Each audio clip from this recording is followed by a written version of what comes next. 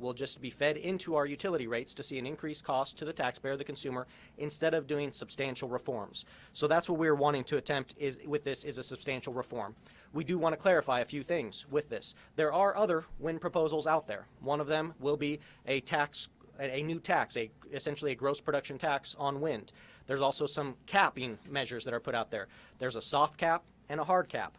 They're talking about a soft cap, which might be $35 million, meaning that instead of paying the full $70 million every year to these wind industries, we'll pay $35 million until we pay off the debt. So we're essentially kicking the can down the road, paying $35 million a year until that happens. If we do a hard cap, that would be a better method. If we cut it off at $35 million, that means those companies that would be entitled under the current law to $70 million, they would have to take a proportionate rate to get it down to that $35 million. It would basically cut their credit in half by doing that. So there are multiple options, multiple proposals being put out there, but we believe that the refundability aspect is the best aspect because it is the fairest aspect for the consumer, the taxpayer. It's not right that we are raising everybody else's taxes while supplementing and paying corporate welfare to these wind industries to the tune of $70 million a year. This doesn't eliminate their tax credit. It just says the state of Oklahoma is no longer going to pay you to do business here in the state. Again, we are not anti-wind.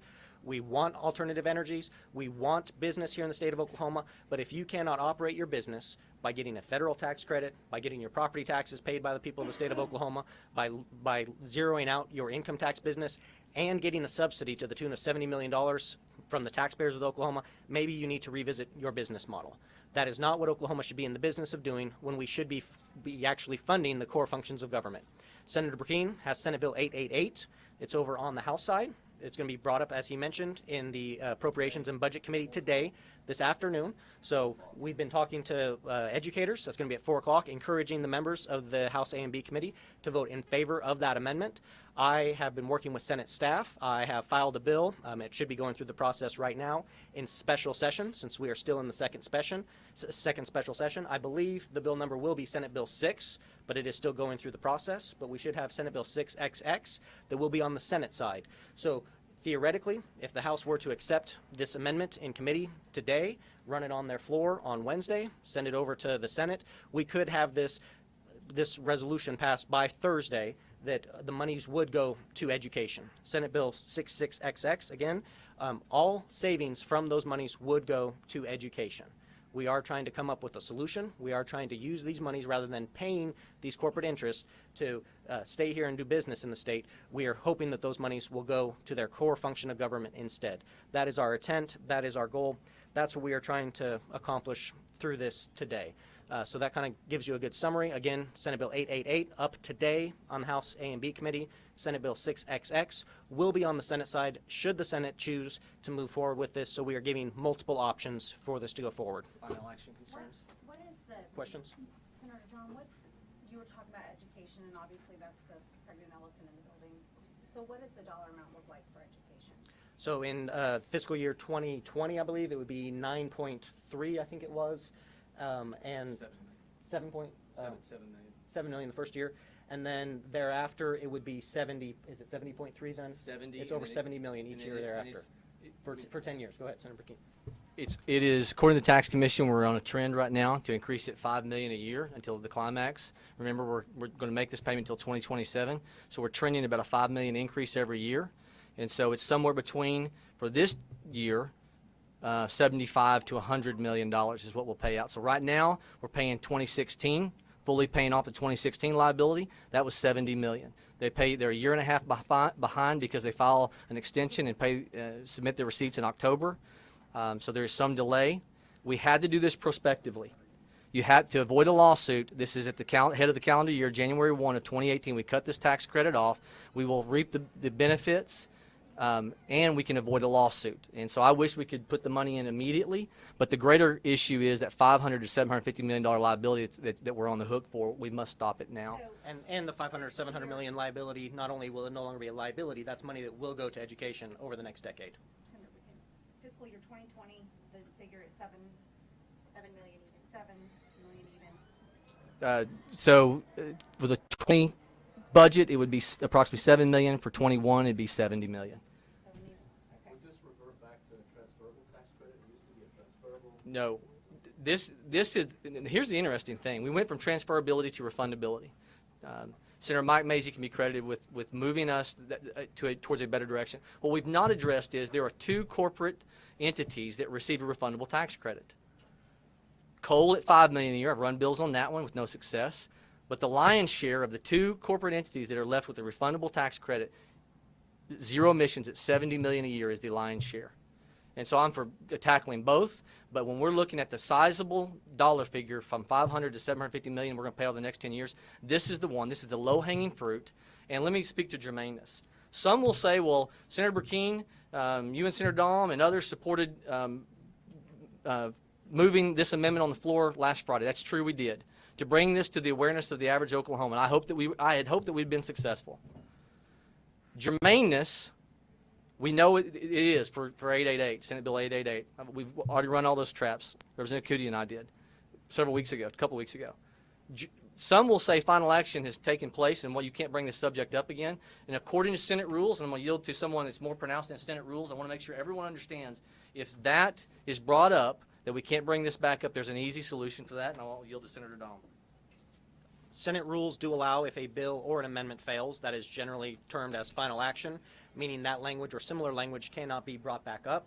However, the Senate rules does have a provision in that the pro tem of the Senate can waive final action at any time on any measure. So if the House were to move forward on this and send it back to the Senate, the pro tem could waive the final action rule and send it back to us as the Senate to hear it.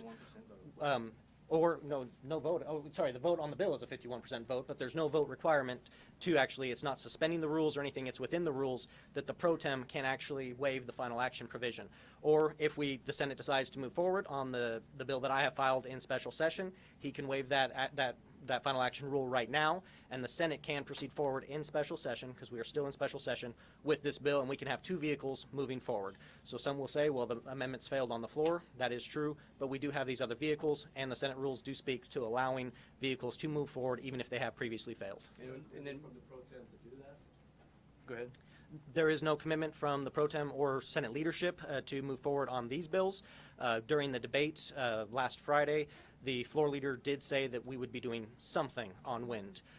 We know that there are ongoing negotiations between the House and the Senate and even the wind industry as well. We feel that this is the best option for the taxpayers, the people of the state of Oklahoma, is to eliminate the refundability that is only available for these two industries, wind and coal. We feel that that would be a better way to move over towards a traditional tax credit, and this would generate more money than the other proposals that are being shopped around. I think you said this like 12 times, but in summary, could you please explain how this is not a tax increase and instead only requires 50 votes? You're repealing? Sorry. Correct. In the current tax code, there is an exemption. It's a tax credit. Excuse me. This is a tax credit, but it is a refundable tax credit. So in the current tax code in Title 68 with this provision, right now it says that the state of Oklahoma will pay any wind company 85%, 85 cents on the dollar for any unused tax credits. So the state of Oklahoma is currently cutting a check to the tune of $70 million for those unused tax credits. This would change it, and instead of us cutting a check, they would still have those tax credits that they could apply to their tax liability. So it's a pure tax credit. They can apply it to their income tax liability. It stays that way rather than the people of the state of Oklahoma having to cut a check for $70 million. So this would just remove the people, the state, from cutting that check of $70 million. It would just stay a true tax credit. Do you have any concern that at some point in the future they might come back and extend the sunset on the credit past Absolutely. 2027? And Tricks. therefore We're worried about recoup all tricks. this money essentially? This tax credit has been changed multiple times over the years. We've seen that on numerous occasions, not just this tax credit, but future tax credit or past tax credits as well. There's always that possibility.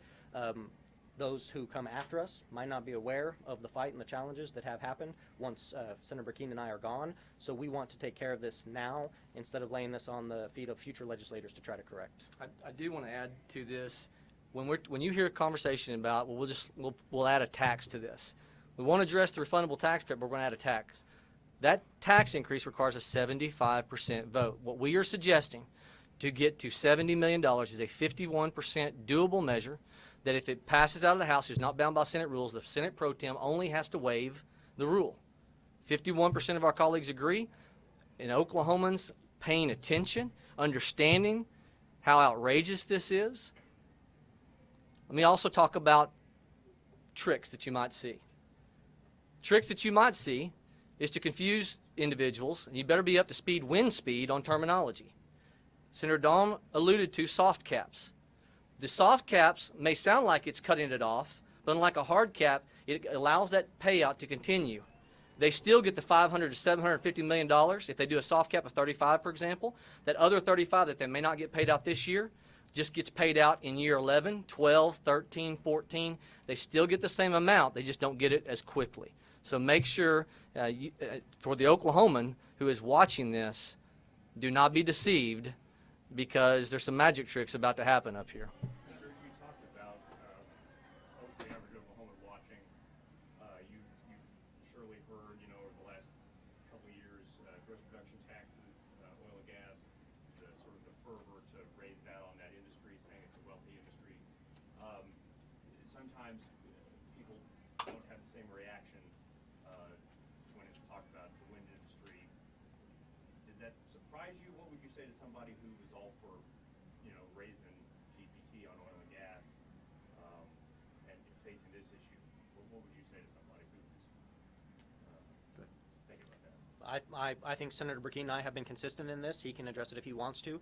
Our opposition is to raising taxes first when reforms haven't been addressed.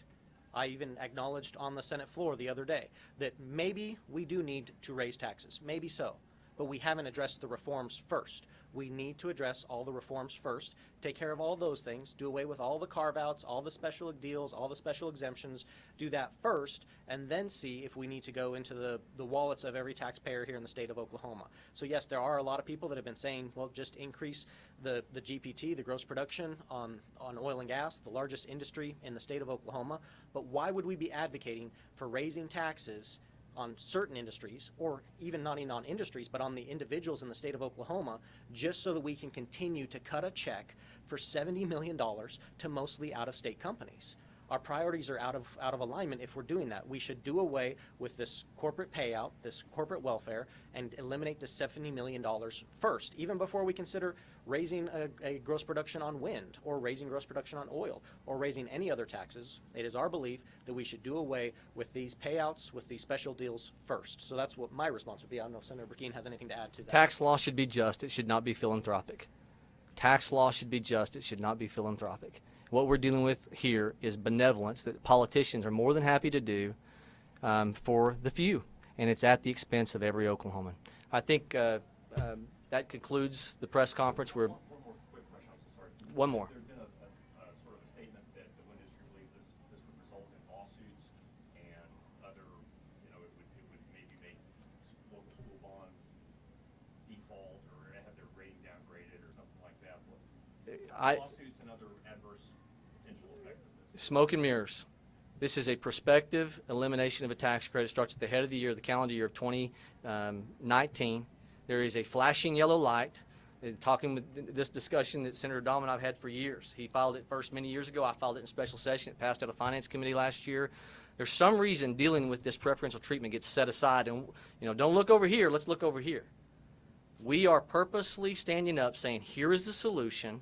We're not going to allow our focus to be drifted. We're seasoned legislators at this point, and this must end. But you don't think it'll result in a lawsuit, or you don't think there's In all my discussions with legal minds in prepping for this, moving forward with elimination of the refundability characteristic, when you pronounce that it's at the head of the calendar year and you give everyone fair warning, it puts us in tremendous legal footing if anyone tries to challenge it in court. And I'll add on to that also. Again, we are not eliminating the tax credit. We're eliminating the refundability aspect of it. So they still get their tax credit.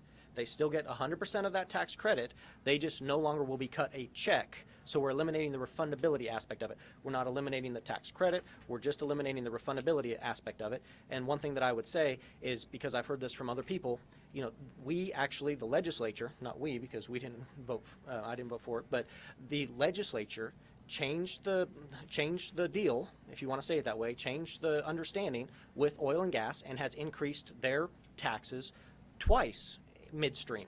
during those time periods. When they were supposed to have a certain rate for a certain time period, the legislature has changed it twice. So if you're going to say that there's going to be lawsuits on wind for us doing it prospectively in the future, them keeping their tax credit, this isn't even a tax rate. This is a tax credit. They still get to keep it. We're just changing the aspect of it that it's no longer refundable. I think we are on much surer footing with this than we were on increasing taxes on oil and gas partway through the deal multiple times over the last few years. So I think that we have much better of a sure legal footing for this in all of our conversations with our legal staff and everything. Thank you all. Thank you all for being here. Appreciate y'all. Good job. Thanks, Joe. Appreciate it.